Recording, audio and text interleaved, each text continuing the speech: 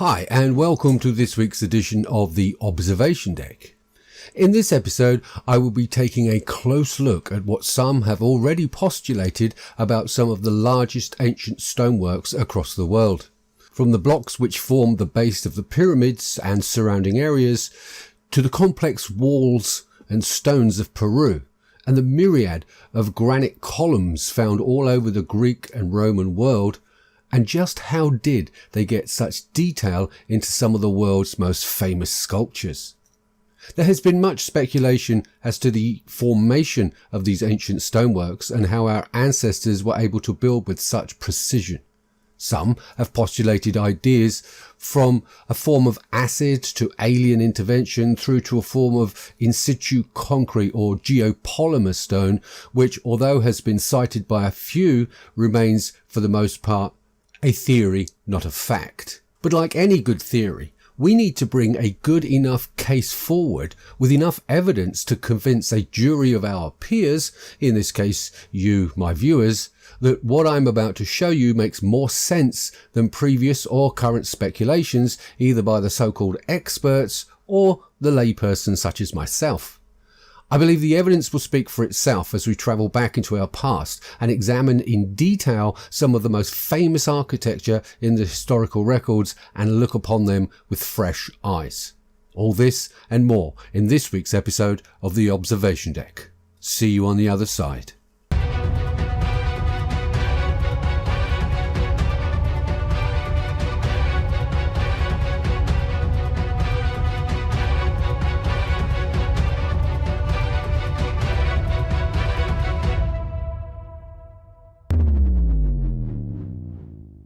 Hi, and welcome to the latest episode of the Observation Deck. As I mentioned in my opening statements, many ideas have been given as explanations for the different types of ancient to fairly modern types of stoneworks. From the polygonal masonry of Peru and other sites around the world, including some of the base blocks supporting several structures on the Giza Plateau, to the vast size and amount of Greek and Roman columns, to the marble wonders of some of the world's greatest celebrated art. I will be looking at the amazing granite and marble columns which adorn many of our modern cities and ancient cultural sites. May even touch on those perfectly rounded drill holes that have perplexed so many researchers over the years and give you my own take on how they were actually created.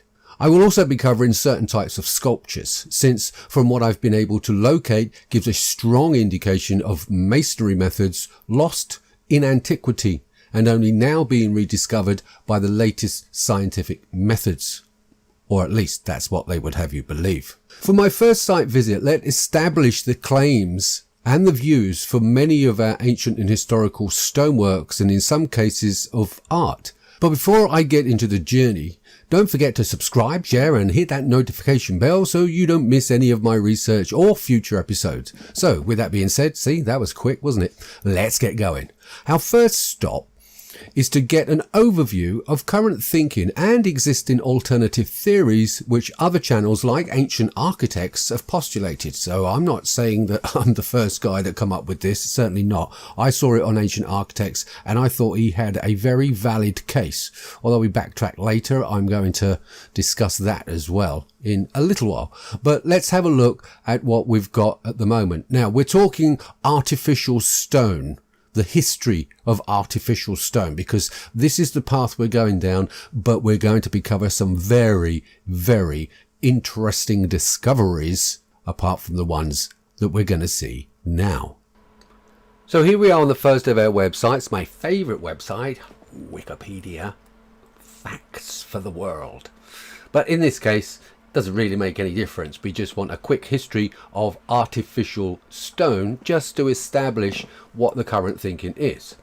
So I'm not going to go through all of this as usual, but I'm going to make this very quick. One of the earliest was called Codestone. All right, it was created by Eleanor Code, hence Codestone, and produced from 1769 to 1833. Later, in 1844, Frederick Ransom created a patent silicous stone which comprises of sand and powdered flint in an alkaline solution, and it's got the rest of the stuff here. Engineered stone, that's what it's called nowadays, all right? Brilliant word. Engineered stone. Engineered stone is the latest development in artificial stone. Remember, you heard it first on Wiki. Artificial stone, a mix of marble or quartz powder, resin and pigment, is cast using vacuum oscillation to form blocks. Slabs are then produced by cutting, grinding and polishing.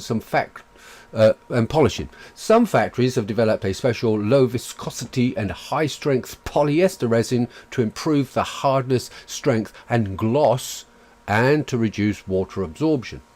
Engineered marble are most commonly used as flooring for large commercial products. Alright, the engineered quartz is widely used in the development of for countertops, window sills and floor and wall coverings, blah blah blah. Alright, so the engineered stone is a very modern thing, and it's also called Brent stone. One form was invented in the early 1980s. Alright, so the 1980s is when we get the marble or the quartz and the granite looking stones, hence I guess probably why some of the kitchen designs changed as well, you know, the countertops changed.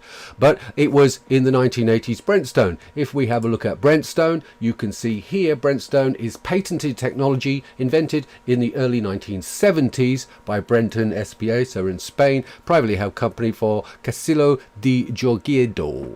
And it goes on to say, in the early 1970s, Marcello Tonselli, founder of Brenton, as in Brentstone, started developing the Brentstone system, which allowed to produce a solid surface similar to granite. I'm not going to go through all the rest of it, but you can see here that produced with Brentstone system looks like natural stone and varies in look according to the types of stone aggregates and stone-like materials used in the process. And it goes on to list granite looking, one colour, veined marble, also today's exotic granite, crystalline fragments with mirror pieces, semi-precious stones with brass fire. So basically they can chuck anything in there. But the important thing here is invented in the early 70s, made it a commercial. Now I want to show you this one. This is just to establish it, the concrete stone, as it's now called, a new patent. And this patent, by the way, was applied for in 1866. So even though we've got this engineered stone, concrete stone is a slightly different thing. I'll give them the due here, but I just want to give you a kind of modern overview of what's going on at the moment as regards artificial masonry in general.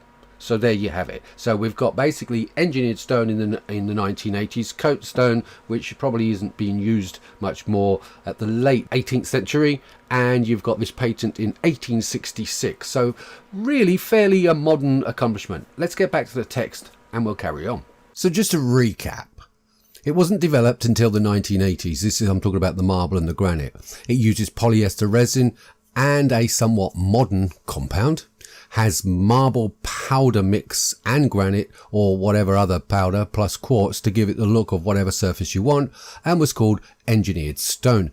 Obviously, this is still an area which requires further investigation as far as ancient stone is concerned, and I hope some of the details I'm about to add to the existing ideas will go to some small way towards helping with these ideas, rather than a single most touted idea of transporting large cut stones or marble over distances that defy human logic. The word geopolymer has been touted about for years pertaining to the possible construction methods of many ancient structures, and they're still in the theoretical stage, and they've been argued on various occasions at various levels within the industry and in the alternative arena, as I pointed out earlier with ancient architects. But let me explain what the latest definition, so you know what we're talking about when it comes to geopolymer, so you can get a basic idea of what we're talking about. Let's have a look at this. So here we are on some website. Doesn't really matter. I just want to give you an explanation of geopolymer. What is a geopolymer concrete? Well, it's answered its own question, really, isn't it? A geopolymer is a synthesized inorganic material that has been used in a wide range of diverse applications, such as heat-resistant ceramics, waste encapsulation, and construction products over the last 40 years. So it's only 40 years old. That's the takeaway I want to get from that. Our geopolymer team in Queen's University Belfast is currently examining the potential use of geopolymer materials to create new types of geopolymer concrete. So effectively, it's concrete.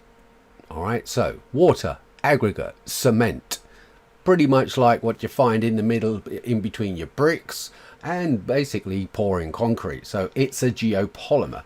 In fact, I went over to Google and put in geopolymer, as you can see here, and effectively they've got different types, but Portland cement, Norwood bioash geopolymer. So I guess you get the idea. Base geopolymer concrete. So there you go, and different types of concrete blocks there, new types of bricks. So that, ladies and gentlemen, is what geopolymer is all about. Let's get back to the episode. So as you saw there, the oldest date we've got at this moment in time is 1862, when that patent for concrete was put in. But there are, of course, numerous scientific papers on geopolymer constructions, as we have seen, and there also seems to be evidence that would refute the idea that this process was used in Peru on those polygonal walls, as it was. But I guess that's why ancient architects felt that he had to backtrack on his original claims, which I think were accurate in some way for many of the ancient sites we see today. But it was pointed out by Bren Forrester of the Paracas Skull fame that certain H blocks in the site of Peru were clearly not finished, and therefore none of the H blocks were a result of geopolymer placed into molds. And the fact that many of the H blocks were slightly different seems to support his claims. But I'm not going to get into or come down on one side or the other, since I believe they are both half right when discussing the H blocks. But I will be taking a closer look at the polygonal stone walls later and pointing out a few clues as to their possible origins, which doesn't include the H blocks. And in my case, it doesn't bring those H blocks into my personal investigations for this particular episode. I'll let Bren and Ancient Architects discuss that amongst themselves. So let me give you my take and details on how this was done by our ancient builders, and see if the idea of a fairly modern view of creating geopolymer blocks or artificial masonry in all its forms predates the modern assertions that there was a process which was invented in the 1980s, as Wikipedia would have us believe. Obviously, notwithstanding the patented concrete of 1862 that you saw earlier. But if we can locate evidence of such methods predating anything thus far mentioned, we may be able to add more weight to the idea much of what we are looking at have inaccurate and alternative construction methods. Let's take a look at these. So I wanted to draw your attention to Mechanics Magazine, registered journal, dated October the 5th, 1839 to May 30th, 1840. So printed in 1840. The only reason I'm showing you this cover is just so you can date reference yourself. So now all I've done is, in this left hand side here of Google Books, I've put in the word artificial and then just hit go, and then it automatically finds all of those words. Now, as you can see down the right hand side here, all these blue lines you can see, they are all the areas that the word artificial pertains to. But what I'm going to do, all I'm interested in, and as we are, is page 174. There's a lot more. De Harcourt's patent, artificial granite and marble. Artificial granite and marble. We are not talking geopolymer. Well, we are in sorts, but we're not talking concrete, the modern version of concrete. We're actually talking about granite and marble. All right, so just bear with me on this one. So the making. So it describes his method for the making of his artificial granite and marble as follows.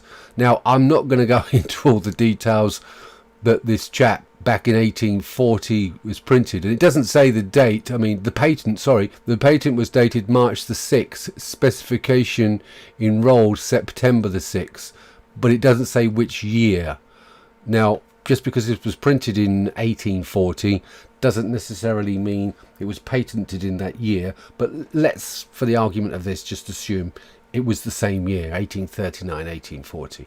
So he goes on to describe exactly how to create artificial granite, and he even gives the specifications. So now I leave this composition or mastic to stand for about 1 hour, and then withdraw it from the melting pot in the form of loaves. This means of wooden or other molds. So they're using wooden molds to bake these blocks of stone, marble, artificial, well in this case it's artificial granite, and convert them into artificial granite or stone. I put one or more of these loaves again into the melting pot when they are perfectly melted. Add well-picked oakum or any other suitable fibrous substance in the proportion of about 10 pounds to a ton of the other material. He goes on to show you the uses. For pavements, the ground having been duly prepared, a first layer composition is spread thereon, being taken from the melting pot in fluid or semi-fluid state to the thickness of about 1/4 of that of the intended. So 25% is laid down first, then another layer is afterwards added of 3/4, and the other 75% the thickness of the first, and its surface is smoothed by means of hot irons. The fact that it's in liquid form, it will find its own level. Now there has been a lot of speculation is on how on earth they actually found the level of, say, the Great Pyramid before the first blocks actually went down. Some say it was built on top of some solid rock, a protruding solid rock, and it was built around as it went up. Others say it was actually leveled. Now obviously if you've got liquid being poured to give you that level, then it's going to be accurate anyway, so you've not got to really worry about making sure that it's level. Nature will do it for you. That's just my speculation, by the way.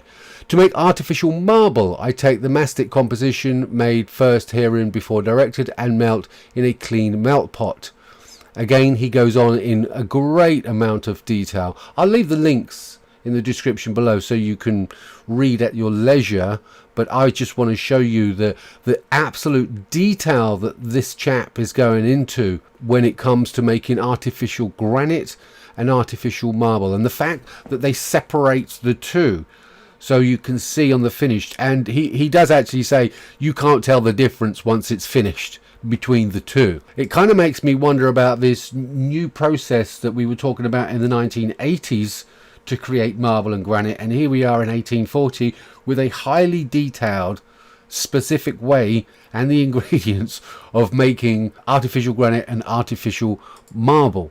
Now this is 1840. Where did this guy get the idea from? What sources did he take it from? Because the chances are he didn't come up with all of this on his own, as you will see later on. The mode of applying the composition as to produce artificial marble suitable for pavements is as follows, and he just gives you the preparation. He does actually go on to say what other things they were used for, which is, oh, here we go, sorry, I do apologize. So he goes on about for pavements, laying the ground, railway blocks, columns, pillars, urns, slabs, blocks for building, and other articles usually cut or hewn out of natural stone or granite may be made of this composition by casting it in moulds of the desired shape. He goes on to talk about the making of artificial marble, but let's just take a look at that very important paragraph, or that subparagraph. Columns, pillars, urns, slabs and blocks for building, even railway blocks. So a lot of the columns that we see could be made of this artificial marble, and since he's referenced them, the chances are they are. So columns, pillars, urns, so some of these wonderful urns that you see, these Greek urns, these Roman urns, we don't know how far back the ability to create liquid marble, then put them into molds, actually goes. Because as I say, if this guy is giving examples of what this can be used for, I suspect he's seen examples and he's just decided to jump on the patent side of things. But I don't want to discredit him. I'm just, looking back through history. But other articles usually cut or hewn out of natural stone or granite may be made of this composition. That is a very important subparagraph to keep in mind from a historical contextual point of view, because he's referenced it in 1940 that the chances are some of the historical items and artifacts were not sculpted at all. They were made from molds.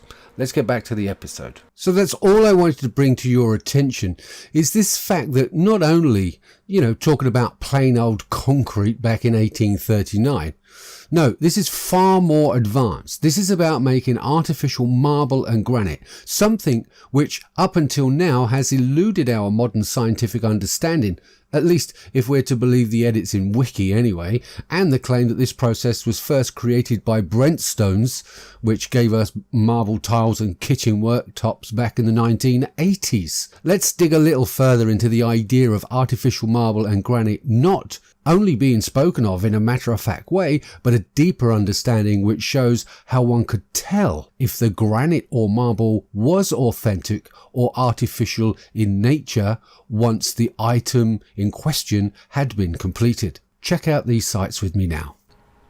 So here we are on Google Books yet again, and we are now talking about the quarterly journal Science, Literature and the Arts. Now I want you to note the date on this particular one, which is 1822. We're getting older. Remember the previous ones we were talking about 1839, 1840. So we're back approximately 20 years when we're looking at this. So I just wanted to give you that cover so you got the date. But part and parcel of this is this here, which is on page 243, and I'm going to introduce many of you, no doubt, to a brand new word, and it's the word we're looking for, or the word I've got highlighted here, as you can see, is desquamation. Yes, desquamation. So desquamation, I'll tell you what that is in a second, but he talks, in fact I'll tell you now so you know what I'm talking about when I read the text. Wikipedia again. Desquamation, nothing really fancy or anything. Desquamation, commonly called skin peeling, is it the shedding of the outermost membrane or layer of tissue such as the skin. The term is from the Latin desquamare, meaning to scrape the scale off a fish. And there's a lovely picture of the skin peeling. So it's a bit like paint peeling, skin peeling. But in our example, we're going to talk about desquamation in the peeling of a very thin layer of the outer layers of the granite or the marble. But it only occurs in artificial marble and granite, obviously, because real granite and it just doesn't do it, apparently. So let's just go back to the journal. And you can see here, I'm going to read a little bit for you so you can see for yourself. Right, so the paragraph I'm looking for is the one here. And it says here, in this case also, the desquamation and decomposition affects many successive lamina or layers, proceeding in some cases indeed even to the central point, so all the way in, or to the heart of the block. Whereas in the case of the schistose granite, in that of artificial columns, only one lamina, so a very thin skin, which is what we were talking about with the skin peeling, only one lamina or minute space beneath the immediate surface is affected. So in other words, artificial granite, not in all cases, but artificial stone tends to peel desquamation of the skin. And it goes on. It has already been stated that in the columns at the British Museum, desquamation took place over the whole surface, so have to produce. It could have been completed all round with a hollow cylinder. It's talking about those huge, I think there's 42 columns outside of the British Museum when it was built. And these columns, I mean, they look like they were obviously solid marble or granite columns. In fact, as he's put it here, they were moulds, so they weren't hewn out of stone or transported as were, well, I'll point out some other columns that are quite famous that were neither transported anywhere either. They were placed in situ with this artificial means, but the museum desquamation took place over the whole surface. So in other words, it goes on and on. Others are unquestionably the result of actions similar to those produce the desquamation in artificial blocks of granite. So he actually says it right there. It also applies to marble. Actually, before we get back to the episode, I found this one in AD 1856, the manufacture of artificial granite, but this is an improved recipe on the 1840 in the UK. This is from Canada, by the way. But what I found interesting about the fact that obviously they've improved the process, the improved mode of manufacturing artificial granite in various forms and plating or veneers, the same with marble as to present an exterior or marble and an interior of stone or granite. So with the great part about this for all you builders and DIYers out there is that we're talking about various forms, so that could be any shape, in other words, platings and veneers, marble veneers. I suspect that if any of you have visited these grand buildings or churches, I mean, I've been to the Vatican maybe 3-4 times, and given this in mind, then all of this wonderful marble that we see inside the basilica, I suspect, is entirely made up. In fact, I know that huge column altar that you see when you walk in the door, for those of you who know what I'm talking about, that is all made from molds. That none of that was carved, and all of those intricate marble stonework and the frescoes on the wall and the stucco artwork and all the rest of it, it's all is made from this liquefied version and this veneer and the plating of marble. It has not been sculpted, as all of the artist historians tell you, and I know that for a fact because it's part of the examples I'm going to show you later on, so I already found that out, but I gave it up front. Oops. So there you got it, a veneer and a plating system, like electroplating, but they're using granite and marble. But remember, we didn't know any of this until the 1980s, until we got wonderful kitchen workshops, of course. Well done, Wikipedia. Let's get back to the episode. I think we now have enough information to establish the fact these highly specialised marble and granite geopolymers are not a modern invention. We can also take away the fact that the process of creating all types of finish may come from hundreds if not thousands of years prior to these modern claims. And why do I assume such great age to geopolymer engineering? Well, remember, the patents may have been dated to 1839 or even 1820, but 20 years prior to that, they were talking about how to recognize desquamation on artificial marble or granite, so it must have been around for much longer than the recorded patents, which is why I suspected the 19th century patent was actually lifted from older sources. But in order to ascertain the claims of ancient knowledge of such advanced methods in geopolymer engineering, we need to look for the telltale signs of desquamation, and that the ancient process was in fact handed down over the centuries and was used on specific constructions. So let's take a look at some of the most famous and intricate artworks later, so we can find out whether it was attributed really to the chisel than the manipulation or moulding of the columns or artwork that we see today.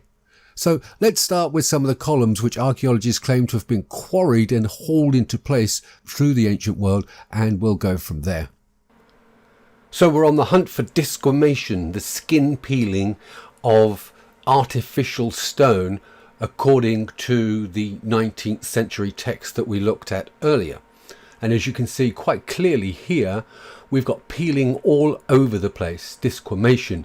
Here is a fine example of a very thin layer that's already fallen off. Now obviously we're going to see these more and more on ancient structures. This one's already been repaired with some kind of mosaic, and again the repairs in some areas have already been conducted. So there is the indications for Baalbek, the temple of Bacchus, or at Heliopolis, or Baalbek if you like. Let's move on to the next one, because it's just going to be a kind of whistle-stop tour, but at the end of it it's going to get very interesting, because that's what we're looking for, is the skin peeling. All right, so here we are at the Parthenon columns close-up in Rome. I've been here a few times and I've sat outside this place. They've got some great pizza restaurants, by the way.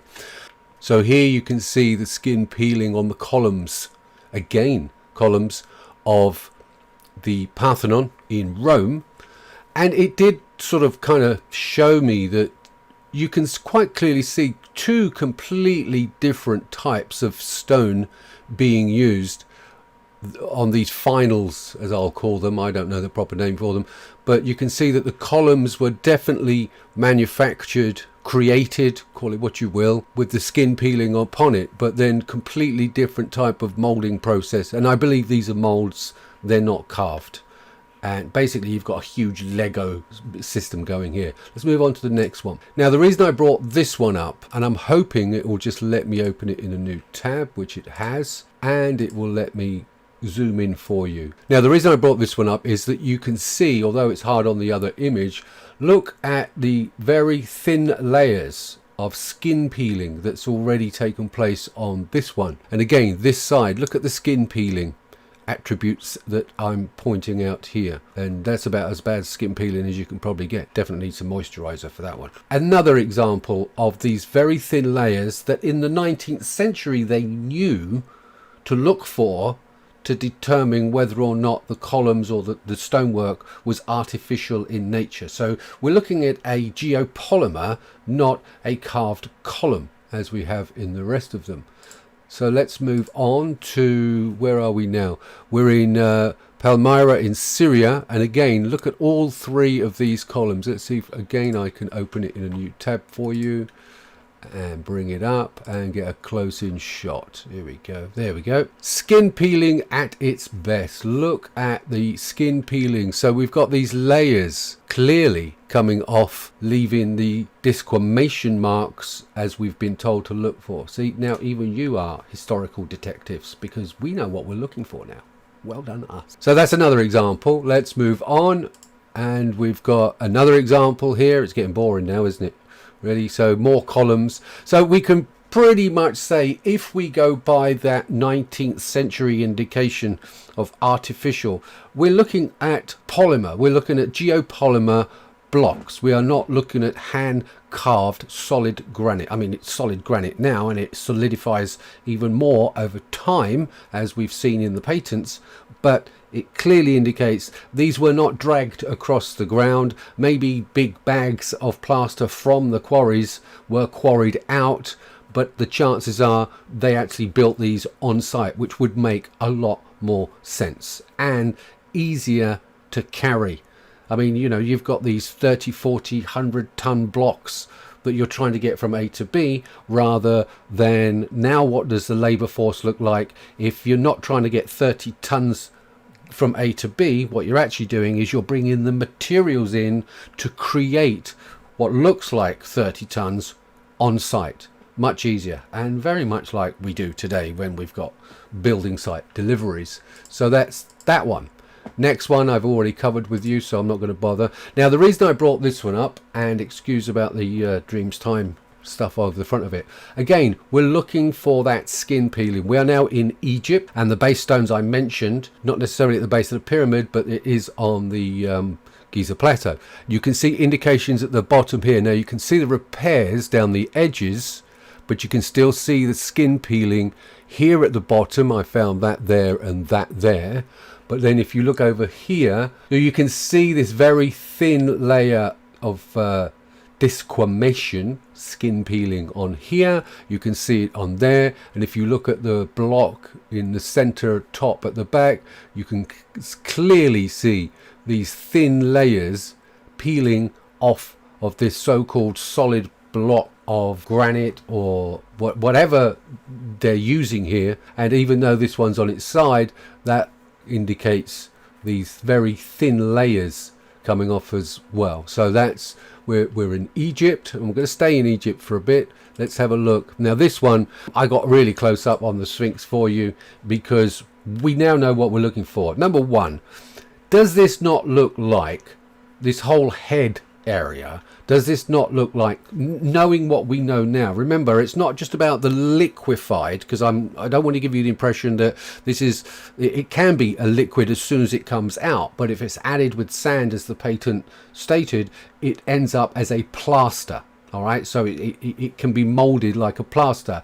If it's allowed to dry a little bit further and more sand or whatever the elements are that's added, the materials added, it moves from a plaster to a clay, a thicker but workable moldable clay. And both marble, granite and all sorts of other stones can have those three stages: the liquid, the plaster stage and the clay stage, so they can be worked depending on what's going on. So here you can quite clearly see that this is a level of, I'll call it plaster, so we know what we're all talking about. Let's bring it in close so you can have a damn good look at it. I've seen enough new homes going up and building sites and all the rest of it. This is a level of plaster. But if you want further convincing, then look very carefully at the side headdress here and the disquamation that's taken place on this finish. You can see the stone underneath, and this has been plastered. It's simple as that. This is stone plaster, and all of this skin peeling that you can see here is indicative of exactly that. And if you go to the head, look, fine example of plaster, this skin peeling coming off here. And as for these lines on the face, it did occur to me, although they give the impression of blocks, I know from my own experience that if you do not wet the joints before you plaster anything, then the suction from those joints in terms of the moisture within the plaster is greater than the solid surface of the brick that you're going on, and you end up getting exactly this type of effect if you don't. And this is why builders or plasterers wet the wall down first to stop that of water being sucked or subducted into the underlying material. And these lines occur when the subduction or the suction of moisture from the plaster is greater in some places than in others because it's more solid. So that's, for me, a perfect explanation of that. And you can see once you get this close that this is plastered stone. This is artificial in nature. This is a complete geopolymer construction. Well, at least the surface of it is.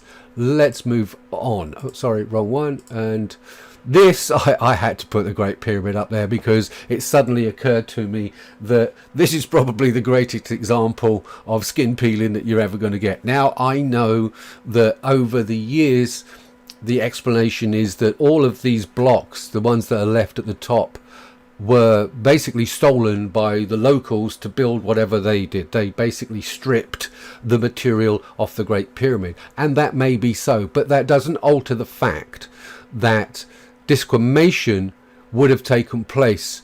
And wouldn't it have been easier for the builders of the Great Pyramid, with all our theories, would it not have been easier bringing the materials, as I mentioned earlier when we were making the columns, bringing the materials to site rather than dragging these huge stone blocks around?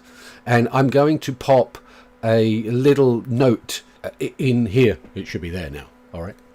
The note there, because you can actually see that if you want to know the strength, because obviously we've got a lot of weight sitting here, a 4-inch block of this artificial rock was created and tested, and a 4-inch block withstood 30 tons of pressure before it disintegrated. 4 inches, 30 tons pressure down on it. So you can imagine how much pressure these artificial blocks could take in order to build something as huge as the Great Pyramid. So yeah, it's as far as I'm concerned, it might be another revelation. I don't know.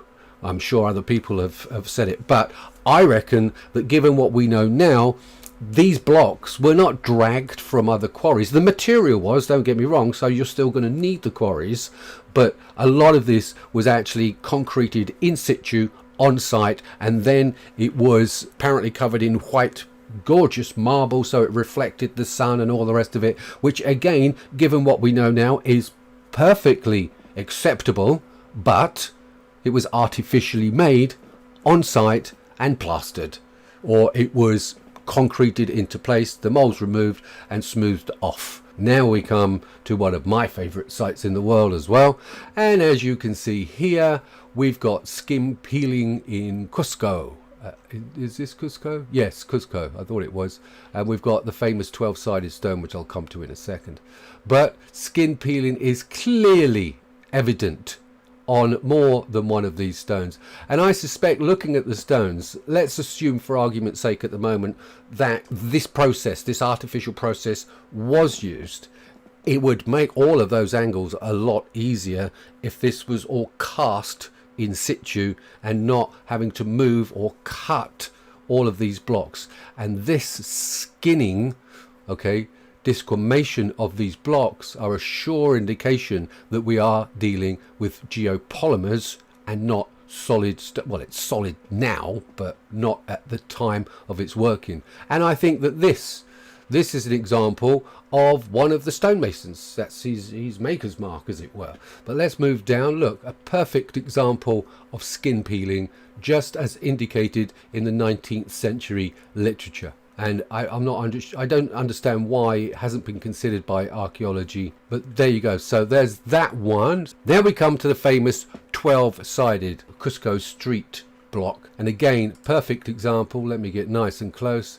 Look at that perfect example of the skin peeling that we saw on the column. Don't you find it coincidental that we're having exactly the same effects on the surface of these rocks in so many different environments, from Rome to Egypt to Peru? So it's not environmental, and the only thing that we have now established that they may have in common is this is what happens to artificial stone. Just say, I think we're onto something here. I think we are. So there's that famous skin peeling again.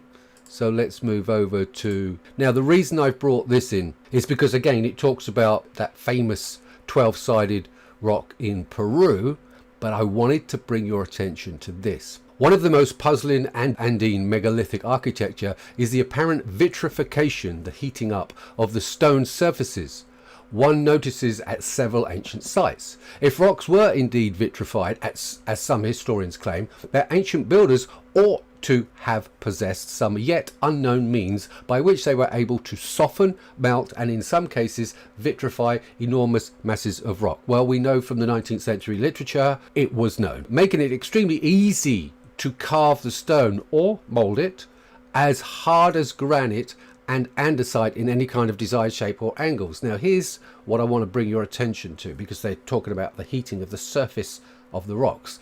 The most prominent features of these vitrified rocks include a shiny, glossy appearance that reflects light like a mirror, the presence of a layer on the surface of the stone where the apparent vitrification is visible. This layer sounds like disquamation to me. Evidence of vitrification in places where it would be illogical or simply impossible to achieve a similar level of polish by any other more conventional techniques, such as hammer and chisel, or polishing with an abrasive substance such as sand or quartz powder. So here's the thing. An evident discoloration. It lists all of these things in terms of the vitrification, the heating of the surface of the rock to get a nice finish. And I just want to remind you, because I'm going to now jump back here. Here we are. Right. So this is what we saw earlier. Mr. de Harcourt describes the method of making artificial granite and marble as follows. Now, I'm not going to go back through that, but what I do want to remind you of is this bit. So remember the Mechanics magazine from the early 19th century, and he goes on to Harcourt's patent of artificial granite and marble, and I presume a very similar for other rocks. And he goes on to say that 2 hours after which it is in a state fit to be applied as a substitute for natural granite or stone in the following manner. And he's talking about for pavements, and I presume it's going to be the same for walls as well. The ground having been duly prepared, the first layer of composition spread thereon. You remember me telling you about the 25% on the first layer, 75% on the second. But what I want to bring your attention to, because of the vitrified surface of the rock in a thin layer, another layer is afterwards added of 3/4 the thickness of the first, and its, take note here people, and its surface is smoothed by means of hot irons. All right, so they already knew that this, in that form, because it's already soft, so you don't need the kind of heat that the archaeologists are talking about, which is why they're scratching their heads. You don't need the kind of heat on a solid rock that you would. I mean, yeah, you'd need quite a few thousand degrees, I would suspect, if it was a solid hard rock at the time of the heat being applied. But if it's in this form, then, as this chap here talks about, its surface is then smoothed by means of hot irons. So, I mean, literally, you're ironing your shirt. Okay, so at the end of the day, you've got a much more pliable material that then hardens over time with what would leave a vitrified surface. I don't know about you guys, but this all seems to fit perfectly with what we've got here in the 19th century. You never know, we might have just cracked the archaeological code of all of these megalithic structures. Okay, that's going a bit too far, but at least quite a few of them. Let's get back to the episode. If you're not convinced yet, don't worry, I've got more evidence for you. But seeing as we've now put a new spin on all the major monolithic sites around the world using methods written down in the 19th century and having two major clues thrust upon us, which is peeling, desquamation, and also the vitrification of the surface. I guess with a discerning eye and knowing what to look for, the evidence becomes clear. The Romans, the Greeks, and the Incas knew exactly how to manipulate what we now see as solid rock and had an intricate knowledge of stone alchemy. Add to this the second of our 19th century clues, the vitrification I was talking about of the surface of some stone masonry, and how easy it would be if the stone was in a pliable state. We have, as far as I'm concerned, a rational explanation of how many, but not all, but many of the ancient sites followed a totally different construction method than that of today, and in stark contrast to what archaeologists claim to have taken place, with the dragging of all of these multi-ton rocks. Think about this.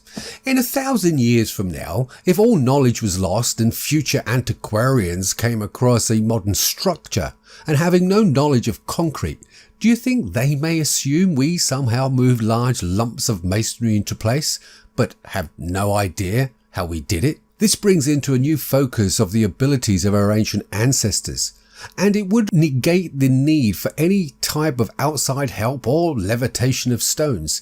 It does actually bring the construction methods firmly down to earth.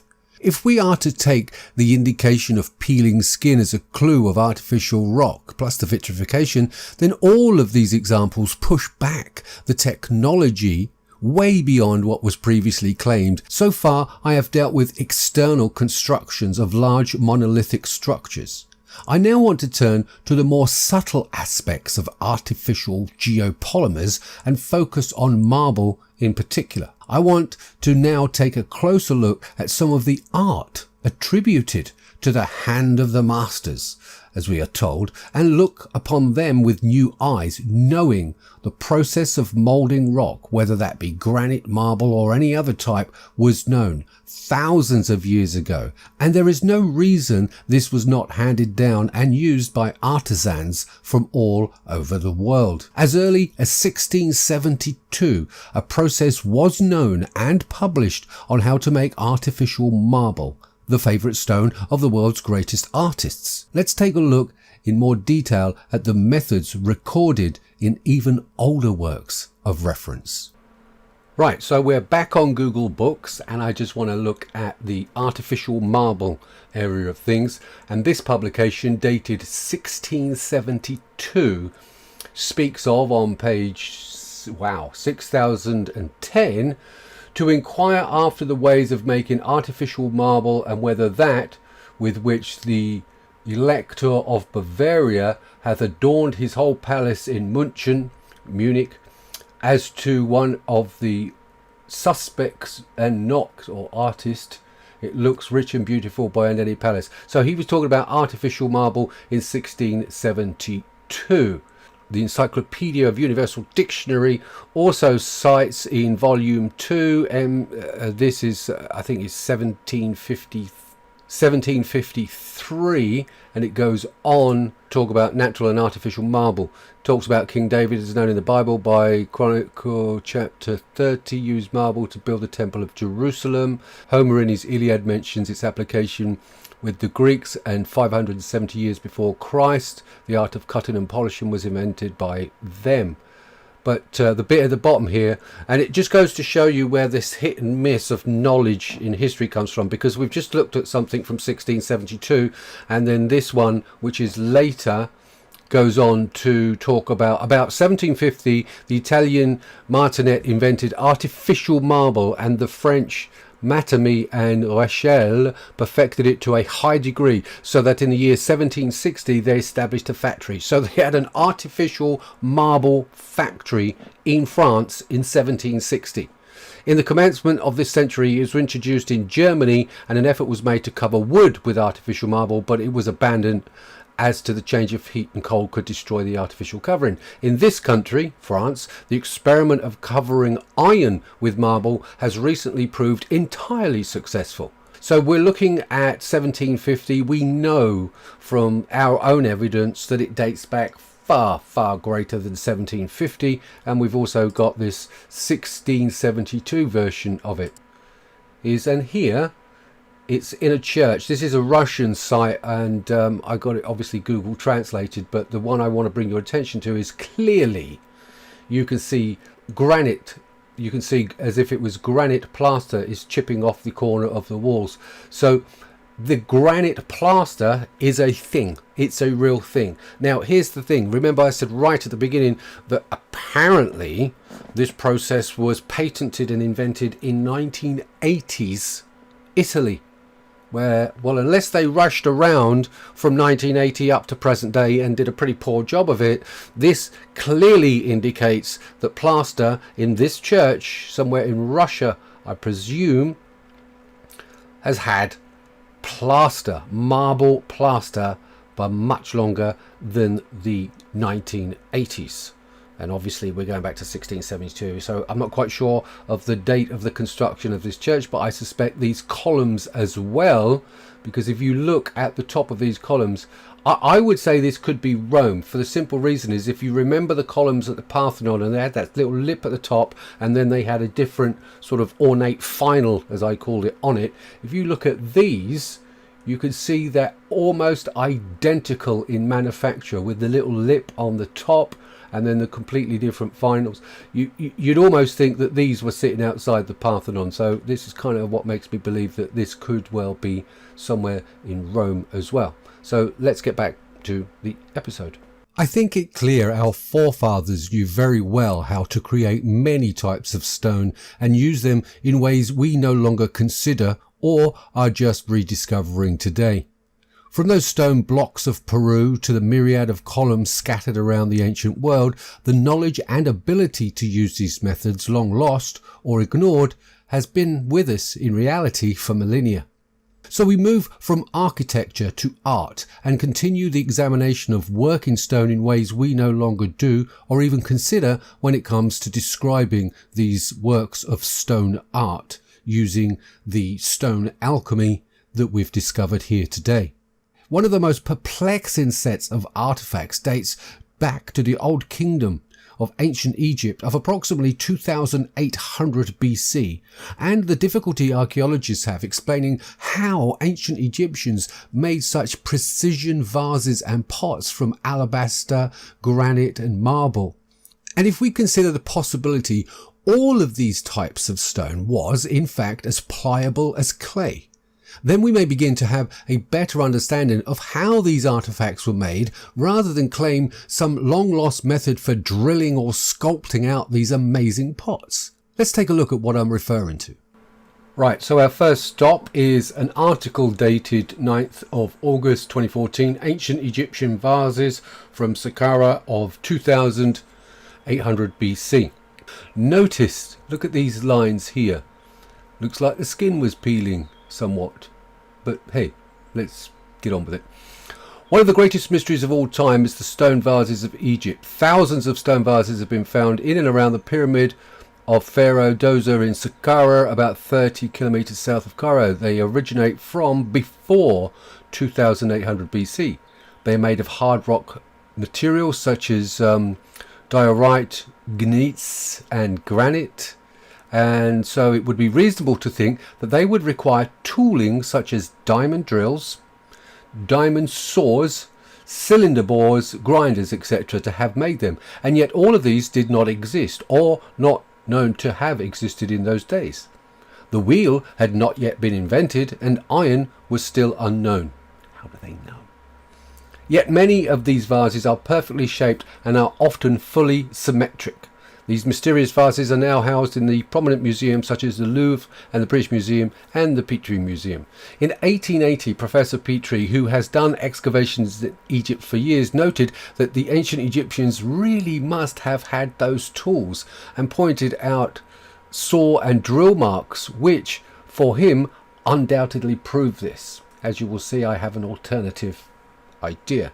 The Museum of Ancient Antiquities in Alexandria says intriguingly, the Djoser collection is the epitome in craftsmanship and dates back to previous kings from the 1st and 2nd dynasties. It would appear that these Djoser collections these treasures of the past are to prevent them from being damaged or destroyed. These vessels have inscriptions showing they belong to previous kings, and Djoser did not erase them, which is taken as proof that he wished to protect them from the ravages of time. And it's talking about the vessels were cut with a sharp instrument with a hard stone handle such as flint.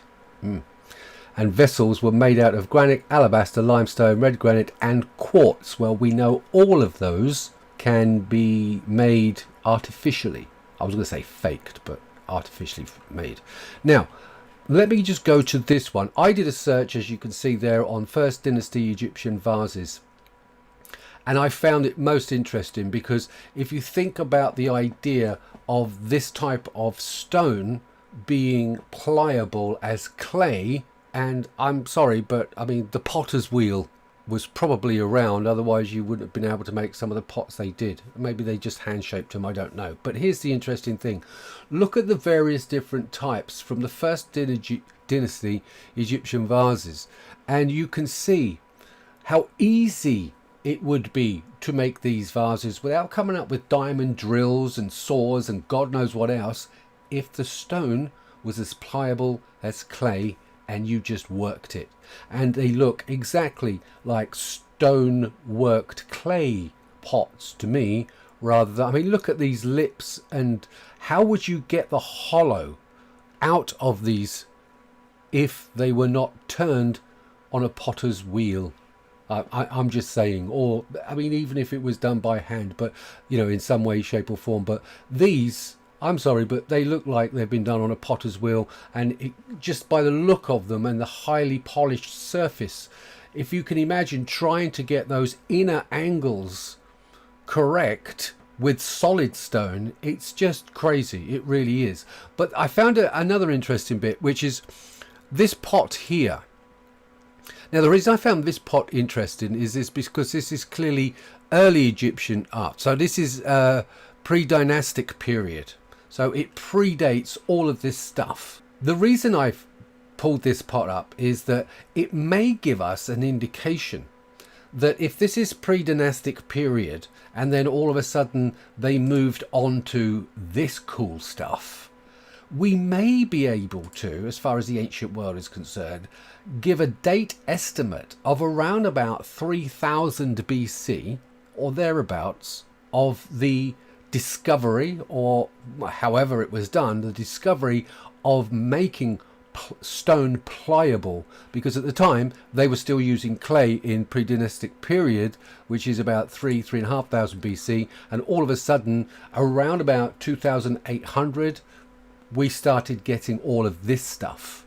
So it seemed to me, which is why I found that particular one interesting, it seems to me that they could have around about 2800 to 3000 BC finally acquired the knowledge from somewhere else or figured it out for themselves. But whatever the cause is, I'm basically saying, given everything that we've covered now, that this is clay, or it was as pliable as clay when these were first made. And the striations that Flanders Petrie was talking about, Professor Petrie was talking about, are not drill marks at all. They are the rotation marks, which would look like drill marks because there's rotation involved, but it was a potter's wheel, not a drill. I'm just saying. Let's get back to the episode. I am aware of the fact that in this episode I have made several claims of how things may have been built and created and have travelled from Peru to Egypt to Rome and could have gone to many other places. But I stand by my research and I find it difficult to come up with any other methods except for the ones I have shared with you here. This would allow the sculptures to work marble as we now work clay and not have to chisel away at some hard stone as cited by so many academics. This would also explain in the simplest of terms how such artifacts were made and seems a lot more likely than diamond-tipped tools that no one can find evidence of. As for my claims they used the potter's wheel when the experts tell us Egyptians had no wheels until much later, it does not detract from my assertions.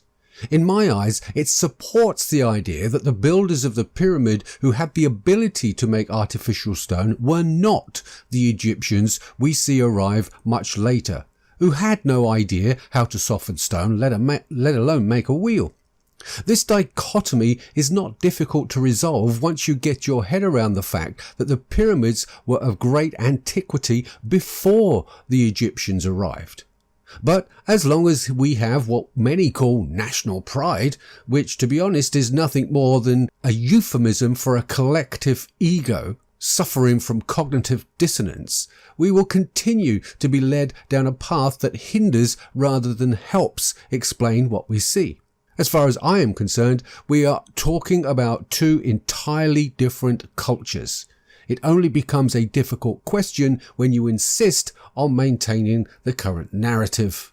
You see, I think our problem in attempting to understand the capabilities of our ancestors is not the evidence that we are seeing. It is the interpretation of that evidence, and none of what I have shown you so far today requires anything other than what we can actually see and what's already been found. But I'm not stopping here. No, I'm not. I'm on a roll here and I've found spectacular examples of what I believe is further evidence of the ability to mould rather than hammer or drill out marble or alabaster to form some of the world's greatest works of art.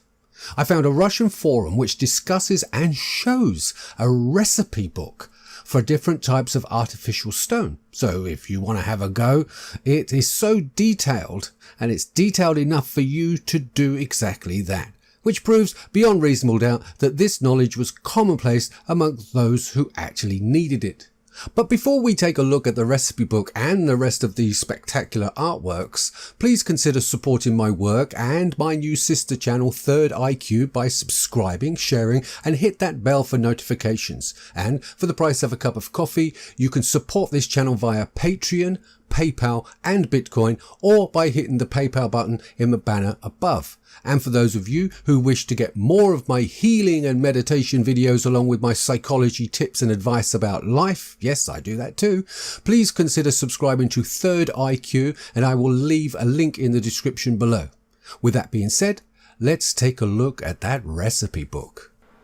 Okay, so we're on a LiveJournal site, and it's actually a Russian forum. And as you can see quite clearly there, this was 2014, Geopolymer Compositions in Antiquity, Handicraft Recipes. And it says, thanks to Tesla Fresh Power, great name, for the link to the book published in 1931, Handbook of Handmade, which contains many recipes and techniques for working with metal, wood, leather, obtaining. But here we go. So it goes in detail here. And I will leave a link in the description below for all you DIYers and craft enthusiasts. Artificial marble and granite. Artificial marble according to Bochart. And I'm not going to read it all for you. I don't want to bore the hell out of you. But there's exactly the measurements and the parts that you need. Limitation of marble, and it's talking about what the limitations of real marble is and prefer to use the artificial marble. Limitations of granite, different artificial masses. So abolite. To make this mass, manganese is crushed, so again it goes into it. Beer, I think he's talking about a stone actually, not invented by beer. Oh, in beer in Paris, sorry, it's a person. And for casting the largest sizes, conveys contours lines with such precision that can never be achieved with gypsum.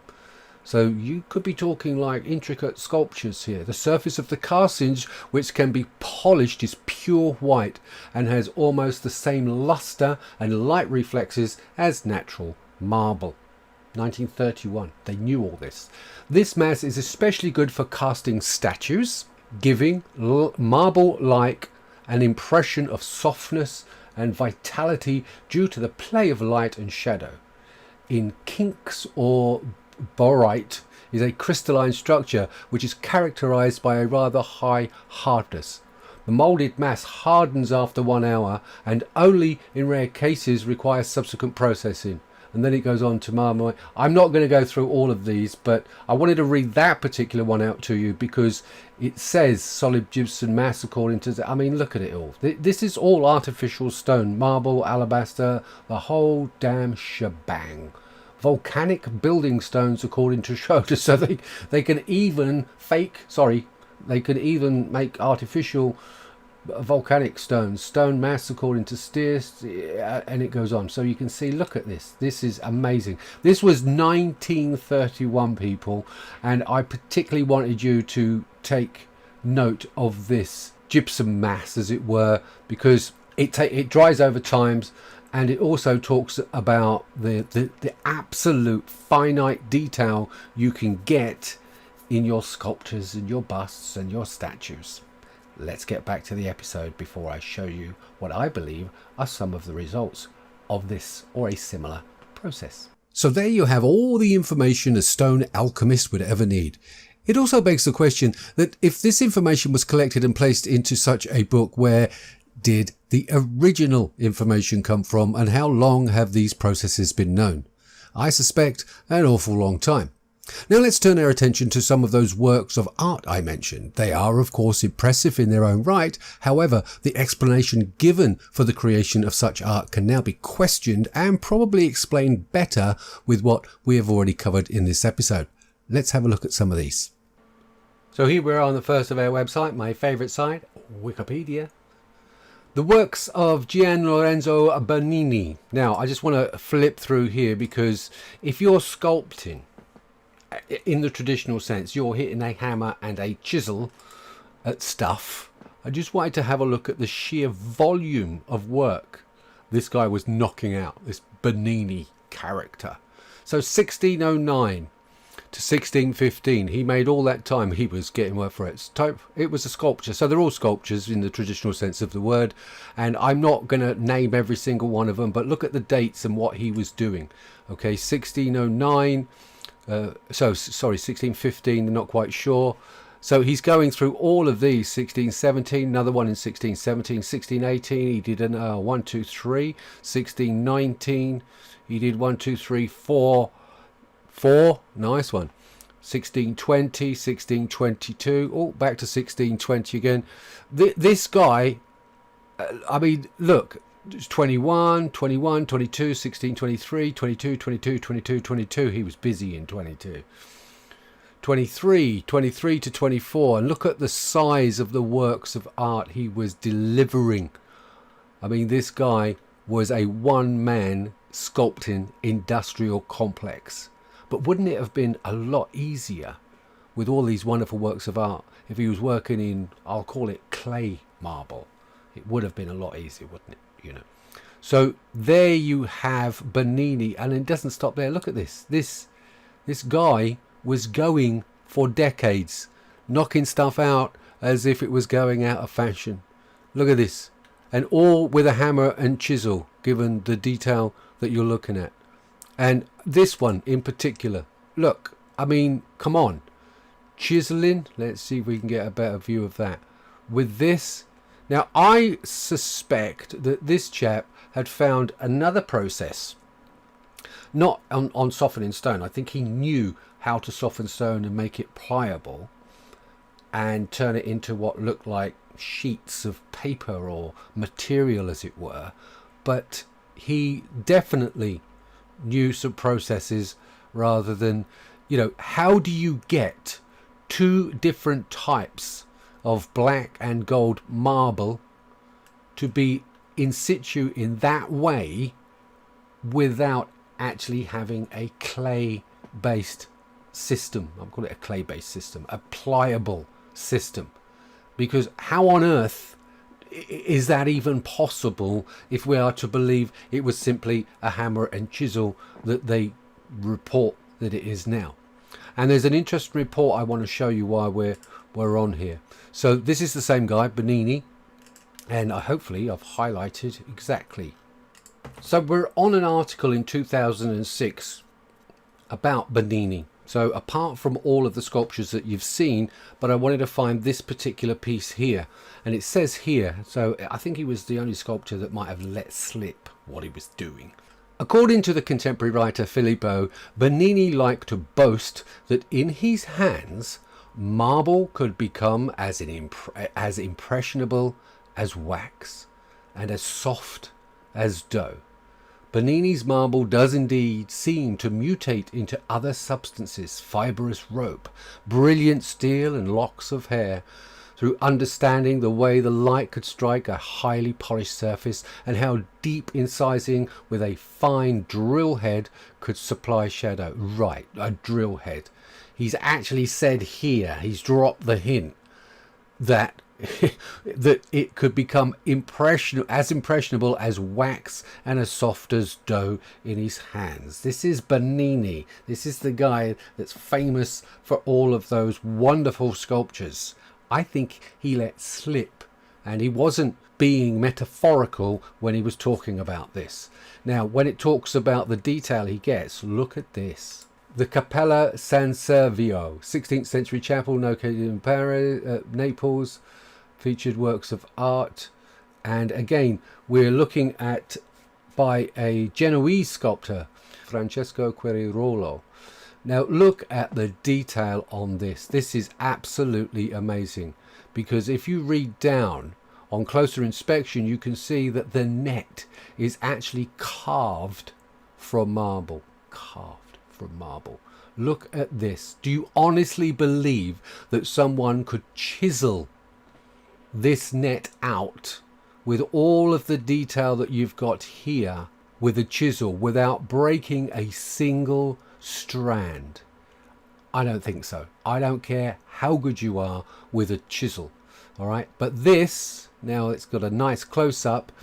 What if you had a clay-like pliability to the marble and you created all of this strands of the ropes, as it were? Then that would make life a lot easier for you. Wouldn't you agree? If we had a clay-based marble, soft marble compound before it hardened. And I suspect that's how all of this was done, because to carve that, I'm sorry, that's stretching it a little bit. I'm not saying the guy wasn't good, but I think these are molded. This was clay, for want of a better phrase, to start with, and then hardened over time. And it was easier to do that than it was the explanations we are giving. I mean, look at this. It looks like he actually created a body and then draped all of this over the top in a clay-like manner to produce what he did. Now, this one particularly interested me, because now we're really getting into some advanced uses of this clay-like substance. Now, we know that marble and alabaster can, when created artificially, come in three forms. The first is the liquid. The second is the plaster for stucco work, and the third is clay, from what we've just seen in the net. This one, I suspect, now it's only a guess on my part, so don't crucify me in the comments, but I would love to hear your comments. But if you look at this particular one, and I'm going to show you a couple more examples. So first, we've got the statue itself that's been either molded, I suspect, molded as in molded by hand rather than chipped out with a chisel. And then you've got some kind of liquid plaster marble or alabaster, and this clever guy has draped silk into the mixture and draped it, and artistically, admittedly, but draped it over the underlying statue, and then removed the silk after the stone had dried. What do you think? Sounds plausible? Because for those of you who do plaster work and all the rest of it, come on, that's possible, especially if the stone is already liquid. A draped cloth of some description wasn't put over the top of the original statue that was made with say, clay, and this one was the liquefied version or the plaster version that was material draped over the statue, and then obviously if the material's on the outside, you can scrub it off once this stone goes, and all of a sudden it's all gone, leaving you with this finish.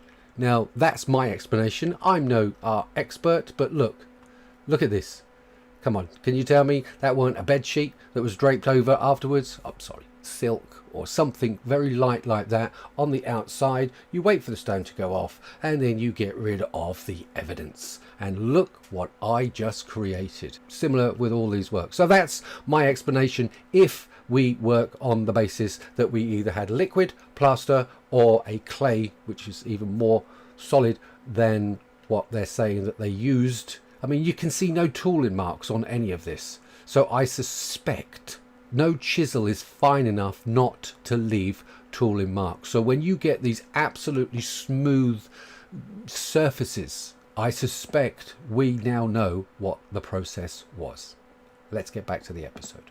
I think there's enough evidence now that shines a different light upon the chisel-worked claims of sculptures, since it makes the details that we can see in that net and those draped silk type of sheets that much easier to understand and achieve, rather than believe these artists did not make a single mistake when hitting that marble or alabaster with a chisel.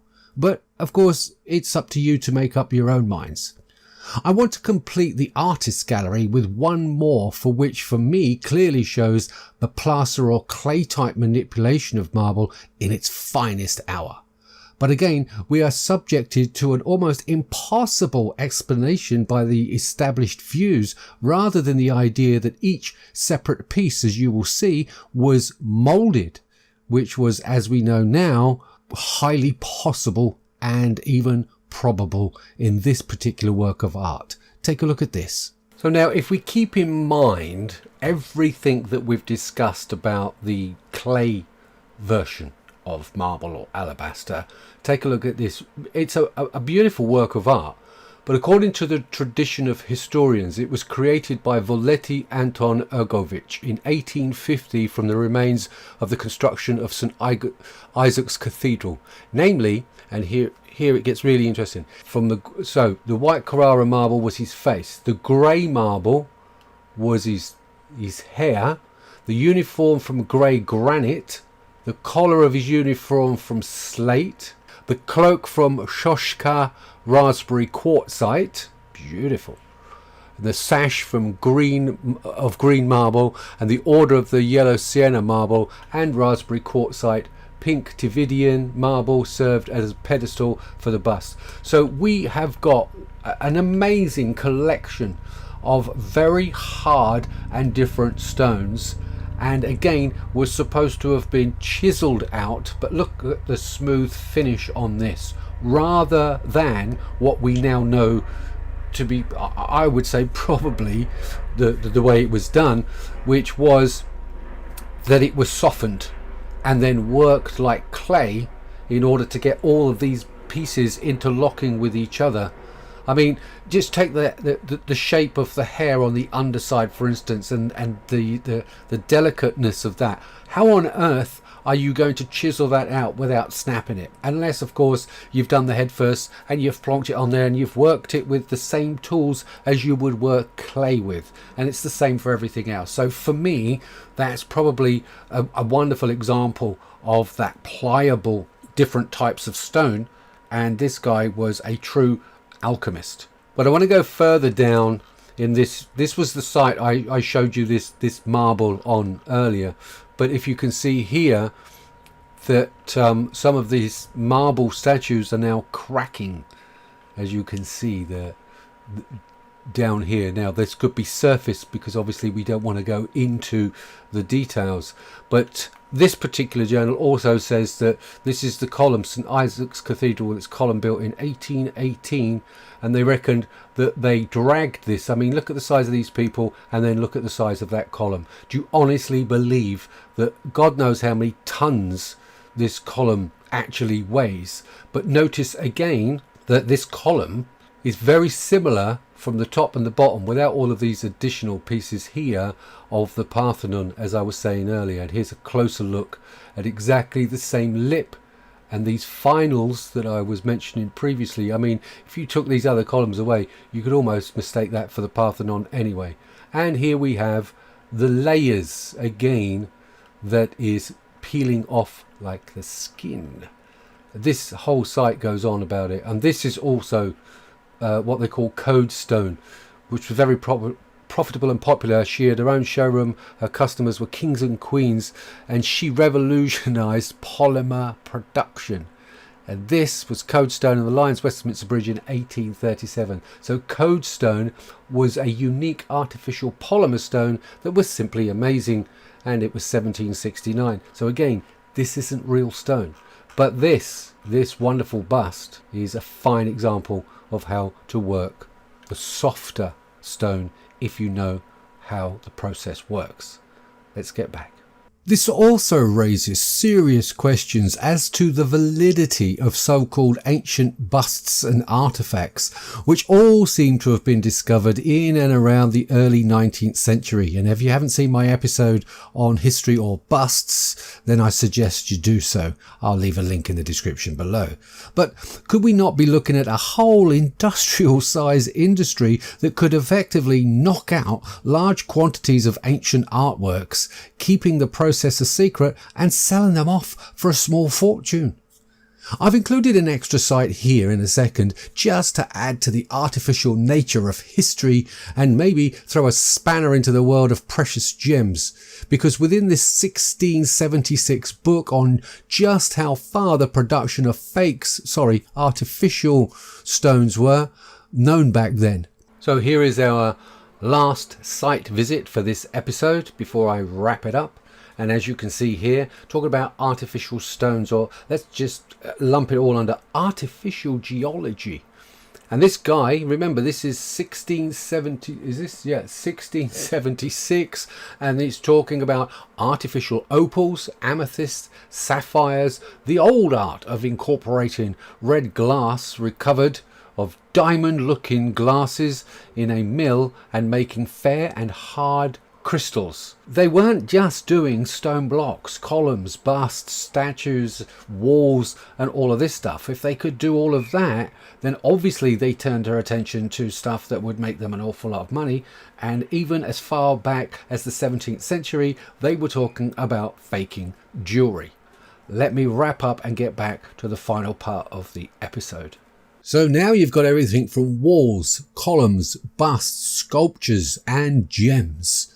And remember, these busts that were pliable, that were made of a clay type substance and ended up feeling like marble, well, this would be a great way of rewriting history. And in fact, anyone would have the opportunity, if they knew what they were doing, to literally construct a new history in a very short time for a very high profit, especially if that was the intent.